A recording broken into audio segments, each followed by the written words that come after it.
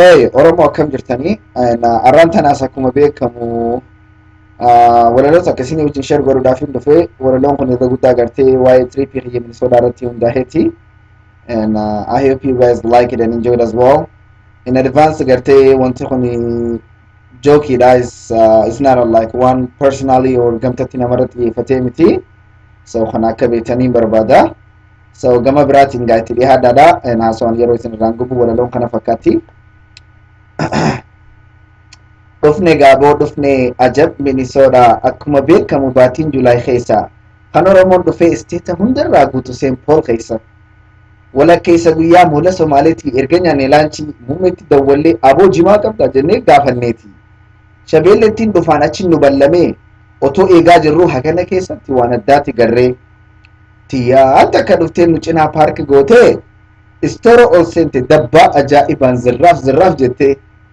Ana tamitu ni khiyyaa jennee wal gaafanne hoggaa gaddee bitu magan fuula keessa garree haadha ilmaan lamaa jaartii saahibaati dubbiin achi badee salaamtaa gaafanneeti sii gaggeessine garaabaa fudhannee pilaana sirreessuuf Starbucksii dhaynee saahibtichi khiyyaa anaatu kafala na dura utaalee waaneta luqqaasee kaardii fuulistaampii fuudhee keessa baasee fuula ofni guutee maali amriin jee hoggaaniin gaafadhe atinis afaa xabiitii Minnesota paarii halgaddaatu tanaaniin kafale je'eeti daranuu my goodness koflaan na ajjeesee tana qawwee jee gaanachi kofle guyyaa kana guutuu gangalachaan oole muwaasala biteen hoggaaniin barcaadhaaf qalbii takkaan taa'e waayirlesii dhiisi alaarmitu iyyaa jee achi kotee kichinii keessaa shiishaa irraa dhiqee hoggaanii gabbaase badaa'aa dheeraa kana kan inni biyya dhiise lakkaan inni kun hoggaa damit haaboo doobiroo jalaa yaaboo hatee fidee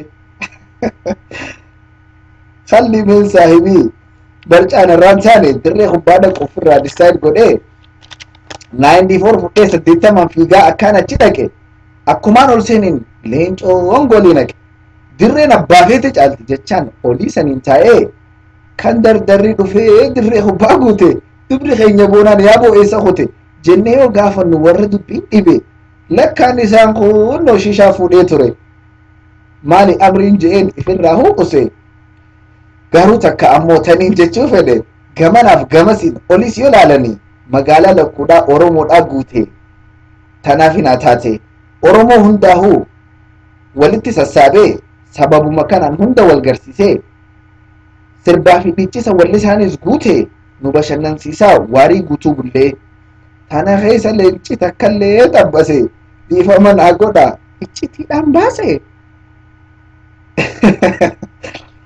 Garuu taniin dhugaan jechuu fedhe aadaa calaqqisee lammii tokko godhee diinagdee jabeessee cima koomunitii hawaasa mul'isee kanaaf manni soddaa Oromoodhaaf ta'ee jaani. Waan akkasiiti koomentii haayaadha. Yoo jaalattanii gartee waan isiniif fakkaatu waan isiniif dhaggeeffame I wanna hear it. Waan akkasiiti actually walaloon akkanaa hedduu jira ta'e isin kofalchiftu isin bashannansiiftu isin bashaalsiftu yeroo bijeedduu kanatti hoggaa yeroo argadde walaloo biraa takkaas akkanuma rikoordi godhetti post isinii godha. It's okay mata duree illee isiniif himuu hin danda'a garuu be aware itti gartee akka qophooytaniif yeroo saniif. Jaartii tiyya jalloo maqaan isii kaddu tasamiidhaa buute haadha dubbii guddoo ja'a. So waan akkasitti gaa'ee Oromoo nagaa fi fayyaa irratti jiraadha. Peace guys.